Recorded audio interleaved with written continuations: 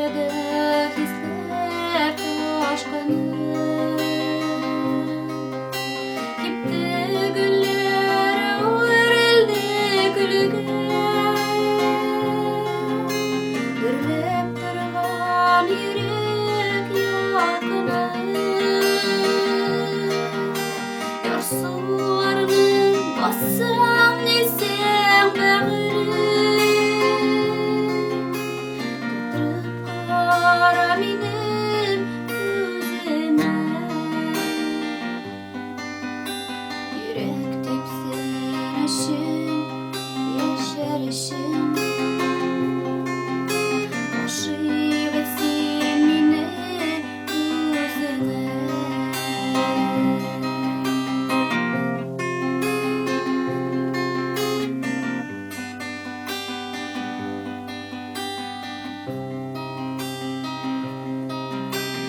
Şöyle şeşe götürelim, kaytkaş yazlar kabat eylenir. Ormanlardan umurza yaşayıp, ule gitsin minap eyleme. Yarsularını bassam desem bağırır. Tutturup kara benim gözüme, yürek tepsin aşın, yeşer aşın. Aşık etsin beni gözüme.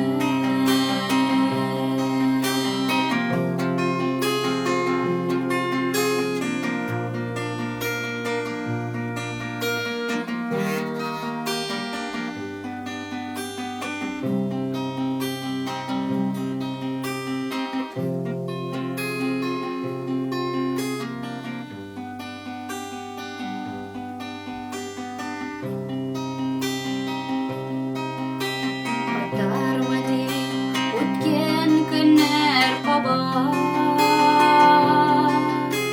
sarı kebek mamsıl taraşı.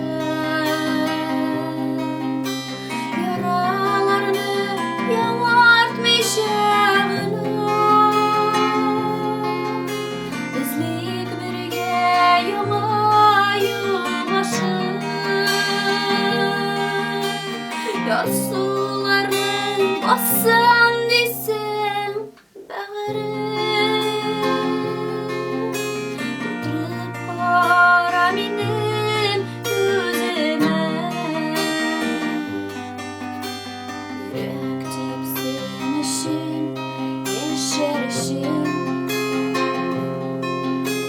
Aşık etsin beni gözüme. Yarsularını bassam desem bağırır.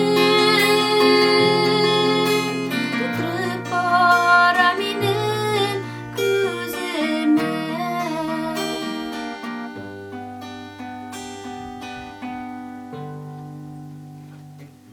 yürek tepsin aşın, yeşer aşın.